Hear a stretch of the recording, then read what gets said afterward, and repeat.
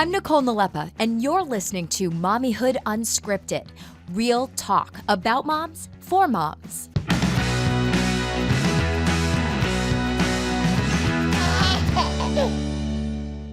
Welcome to our first episode. Our first guest is an award-winning journalist and media entrepreneur who specializes in the social and economic issues facing moms. Her work has been featured in publications like the New York Times, the Washington Post, and the Atlantic. She's also the creator and host of the podcast, The Double Shift. Please enjoy Katherine Goldstein.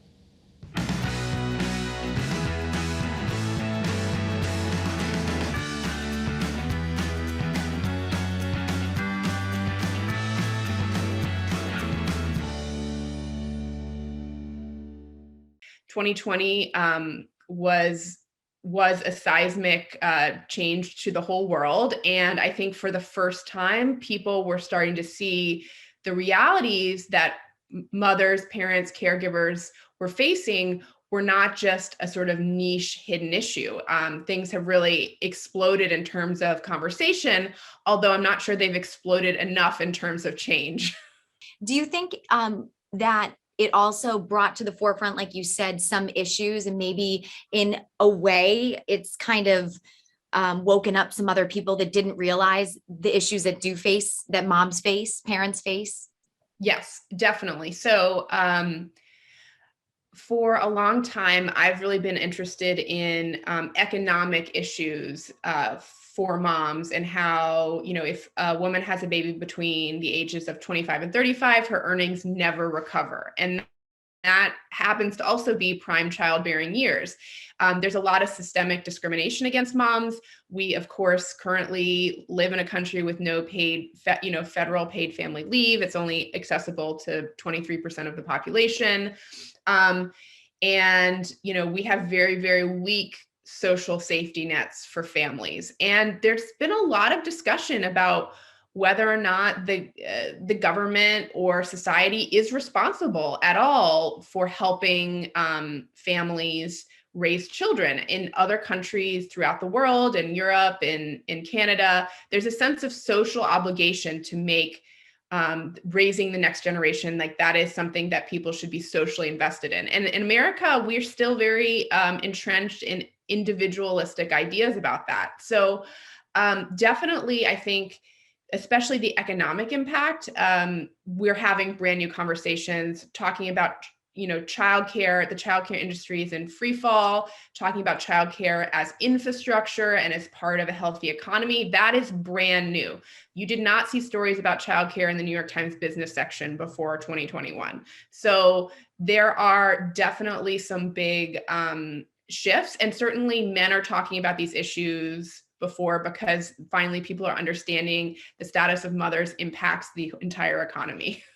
Yeah. And I mean, I feel as though men in particular found themselves working from home as well since the pandemic started. And we're also falling into some child care roles to help out the other parent, which is interesting because, the stereotypical, the father goes off to work and the mother stays home. That is just not reality anymore. And then, 2020 hits and everything is thrown out the window in terms of what we thought parenting would be like, right? Yes. I mean, Nicole, it's interesting that you use the word dad's helping out the other parent, because I think that's actually very indicative of some social ideas that we have, that the mom is taking care and the dad is helping. And so one of the interesting things that some of the studies is that, yes, when both parents were, in the 2020 quarantine lockdowns and people were frantically trying to work from home, some of the studies showed that mothers were doing up to 4 hours more a day of caregiving work than fathers. And I heard so many stories of like the dad getting the quiet office and the mom getting the kitchen table with like children screaming. So I definitely think for many dads, there was a reality wake up about how, what caregiving was. There was some reshifting of roles, but on a, big picture level, a lot of moms doubled down on the caregiving. And, we're seeing that in how many women have left the labor force entirely or scaled back their work. But yeah, all these things have been up for renegotiation. And, we have to continue to challenge our own stereotypes about who's supposed to be doing the primary caregiving. That's such a good point. I'll just bring in a little personal nugget. My husband has been working from home since early 2020, and he has not officially gone back. So he is, at home when our son is there. And he, for a very long time, up until this summer, was also taking care of our son while I came in early in the morning. And then he would start work when I'd come home at lunchtime. And then sometimes he would have to work until 2 a.m. And that's around the time that I get up for work. So we'd be 2 shifts in the night. And it was just a crazy imbalance, I would say, of schedules. It was okay, we don't have any childcare. So here you go. Here's our son, okay, your turn. It felt like those newborn years when you were just around the clock with the baby, how do I do this? And it was just weird finding ourselves in this point in time doing that again, but it felt harder as a first-time parent. Yes. I think, I really believe that we're not meant to raise children in isolation. I think children should be raised in all sorts of different forms of community. And so I think what was so difficult about especially the 2020 lockdowns, and of course around the world there have been more lockdowns than what we experienced in America. But I think what was so difficult about that is that, we were being asked to do something that no one has ever been meant to do. No one, that's not how our society is built. We have schools for a reason. We have grandparents and caregivers and other people for a reason. And the idea that somehow parents can work and simultaneously care for children at the same time in a small space is not something that anyone should have ever thought was possible. So the fact that as a society we said, good luck with that, I think we're going to be feeling some of the negative effects of that societal negligence, I think, for a long time. So we were talking about, parenting during this global pandemic, but you were not only parenting a young child, but you also gave birth when everything went down. Tell me about that. Yeah, so I have a very unique biographical distinction of having twins born 1 month before the lockdown started. So I thought the wildest thing about my life in 2020 was going to be having twins. And I think, that was like a really big surprise for me and my husband. And, we really focused in 2019 on strengthening our community and thinking about like, we can't do this alone. Like, we're going to need all the help and support we can get. And then, of course, COVID sort of threw all of that under the bus. And then additionally, our 4-year-old was out of school for a number of months. So I think that when I think back at that time, it was just completely overwhelming. It was a complete avalanche. Newborn twins are incredibly relentless. And then also having this like energetic, highly social 4-year-old was, very much, pushed us to the breaking point over and over. And fortunately, we did have support from my mother-in-law, who sort of stayed potted with us and everything. But it was definitely a very difficult time. And I think everyone has their own unique miseries that they went through. And a lot of times, like I don't think as a society, we've allowed people to process that trauma, that grief, that difficulty. And, I think America likes to sort of sweep things under the rug and say like, that's over, let's never talk about it again. And I don't think that's going to work. And I think a lot of people have a lot of unresolved issues. And, fortunately, our family was healthy. Our kids were well taken care of. But that's not the case for a lot of people, a lot of kids were not well taken care of. A lot of people lost loved ones. Like, I think that we still have a lot of reckoning to do with how difficult 2020 was. I think that it's so important that we, as you said, not brush it under the rug and acknowledge that this happened. And guess what? Grandma Sue or great grandma so-and-so, they didn't likely live through a global pandemic and parent during a global pandemic. So we are literally starting with a clean slate. No one knows, there's no rule book, no handbook on how to do this. It's wild. Yeah. I just don't feel like there's been enough societal acknowledgement. And I think mothers are also conditioned to sort of keep quiet about our experiences. Absolutely. And say like, well, if the kids are okay, then that's all that matters. And, put your needs last and put your experiences last. And I don't think that's healthy. And I also don't think that that's what is going to change, push society forward. To me, the best thing to come out of this pandemic is some big changes in, how we support families, a lot more discussion about what it's like to be a caregiver in America. And, I think that can be within families, but also on the policy level. And so I think just sort of saying like, oh, well, that's over, isn't going to create any social change. Mm-hmm. It allows people to just not acknowledge what we've been through or, reckon or compensate in any way what parents and caregivers have been through. So what would you tell moms who haven't processed it yet and are just starting to acknowledge, oh, wow, this has been very traumatic?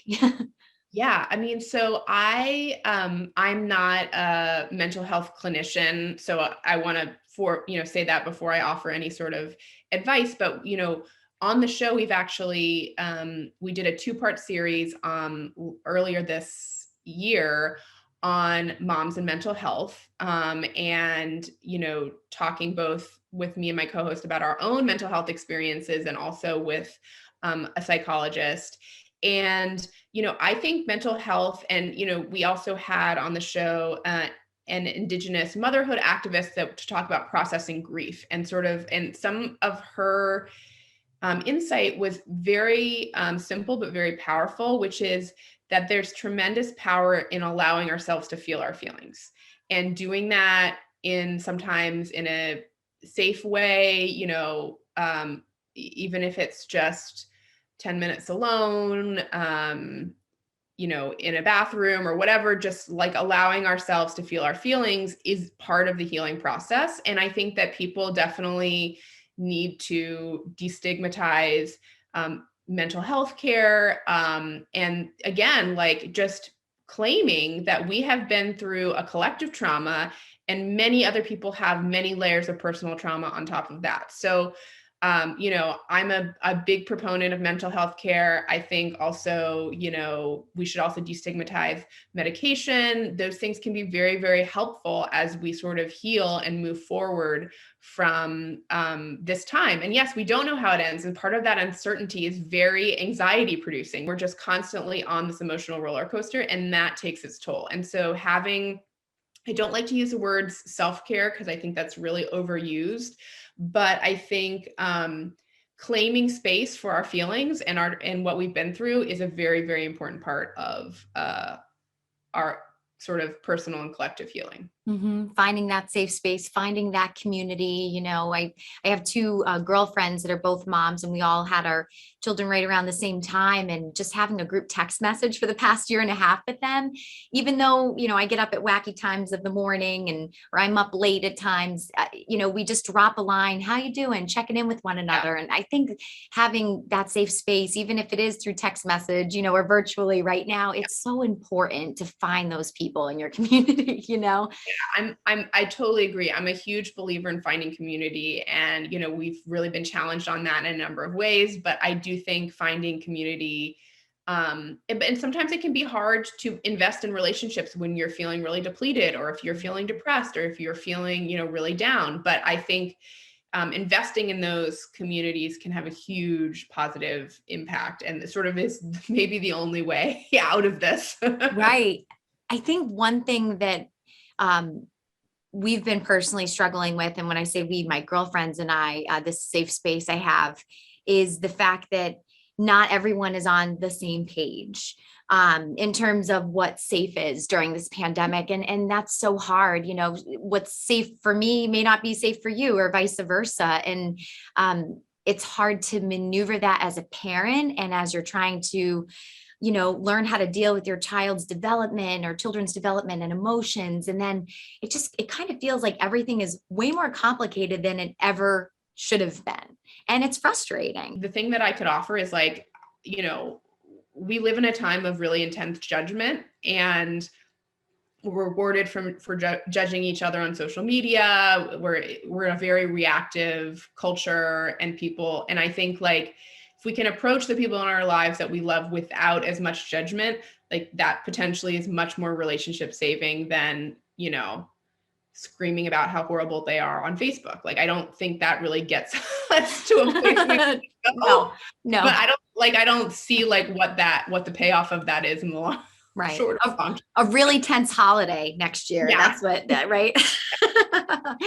I know we have a limited time here, but I did want to bring up, you said self-care. You don't like to use that because it's an overused term. Another overused term that I read an article which you wrote was working mothers. You stopped saying that phrase. Can you dive into that? Yeah, this was a big realization for me because I mean, the original tagline of the show that I make was a show about a new generation of working mothers. And so I very much have claimed that working mother identity for myself and, really, champion the unique challenges for working mothers. And the reason that I no longer use that is that I think it's really important to acknowledge that caregiving is work. And if people are not working for pay, that does not mean they are not working.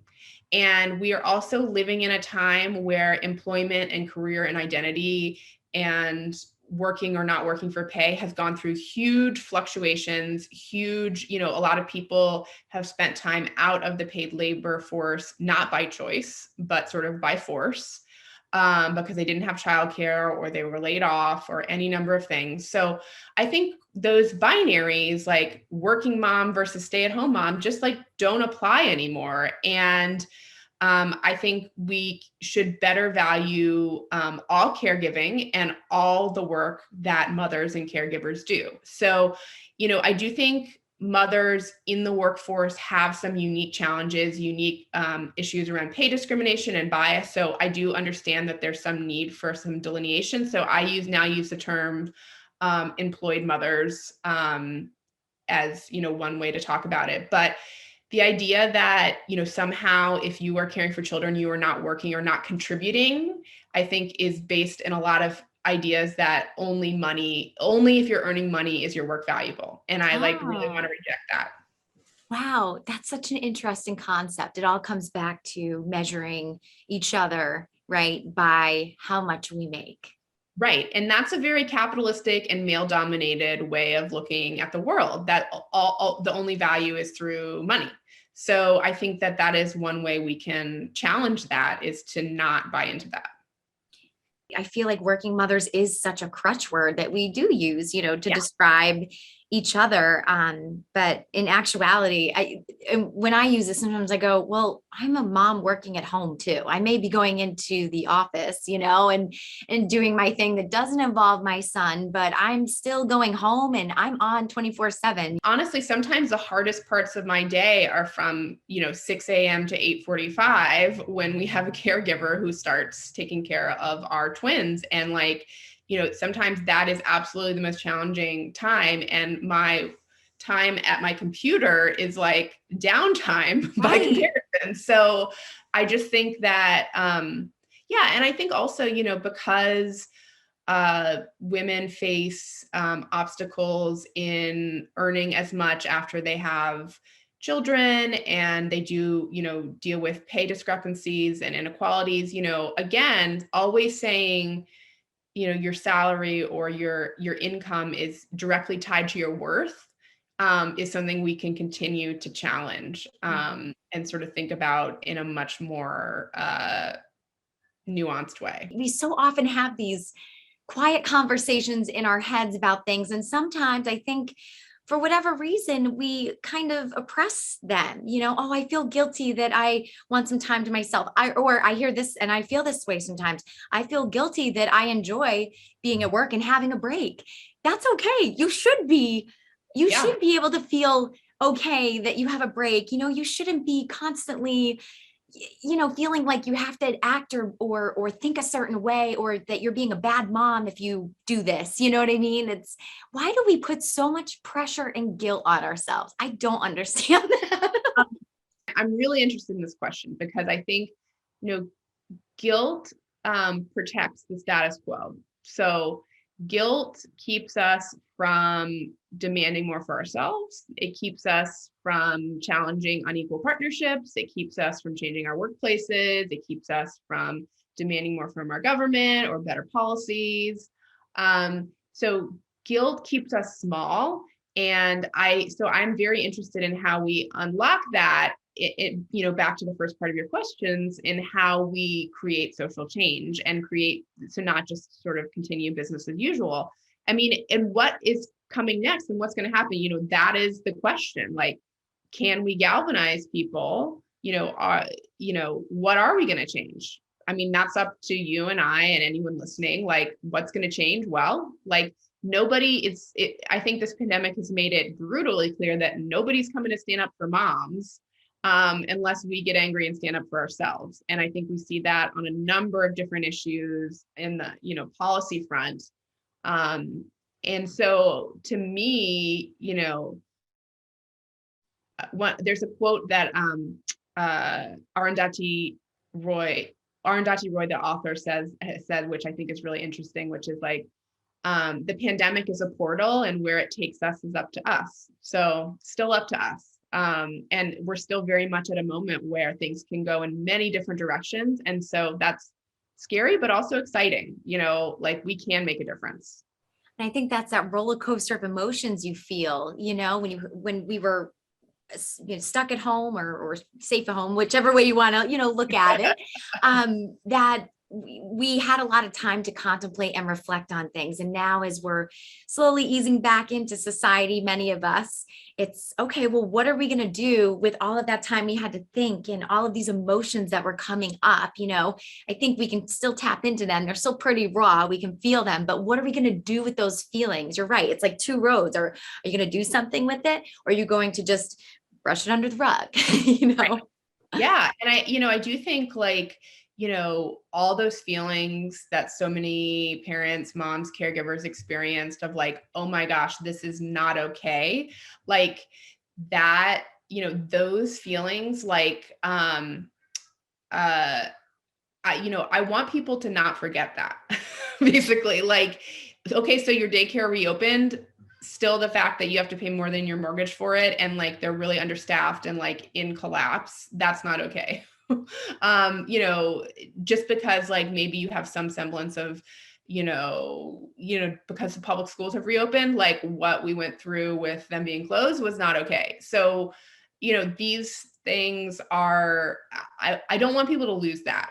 And, I think the people in power and the status quo would love for us to sort of, not to just to forget about that and, not tap into that feeling of how not okay it was. So I definitely think that they're in processing those emotions and getting in touch with anger is really powerful. And we all share that commonality, of wanting to be heard and wanting to work through this. And, I feel like the main theme of this is the community will help get you through that, like-minded community, it's out there for you.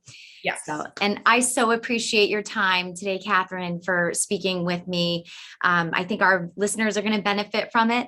I think you are amazing with not only the work that you do, the champion work that you do, but also for being a kick butt mom with twins and a young 5 years old. Well, he was 4 at the start of the pandemic, okay. So now he's 6. Oh, 6. Oh, geez. Wow. Time flies when you have a global pandemic, right? Yeah. Right. And how can people reach you on Instagram? What's your Twitter handle or Instagram handle? So for the Double Shift, it's at the Double Shift. And my personal one is KGEEE with 3 E's. Wait, no, sorry. That's my Twitter handle. Oh my gosh. Oh, we'll get that in too. Sure. Twitter is really my power space. So if you want to get in the circle of my righteous anger, Twitter is the place for that. And my handle is KGEEE. And my Instagram is Katherine Goldstein. And also check out the show. You can find it at The Double Shift and anywhere you listen to podcasts. And if the work means something to you, I welcome and appreciate anyone who wants to become a member. Awesome. Thank you so much, Katherine. I appreciate, again, your time and your insight. And let's keep building that community. Hang in there. Yeah. Thank you so much for having me on the show. If you like what you heard, make sure to subscribe to Mommyhood Unscripted. Share it with your friends, too. It's available on iTunes, Google Play, Roku, and everywhere else you get your podcast. I'm Nicole Nalepa. Thank you so much for listening. And remember, Mama, you're doing great.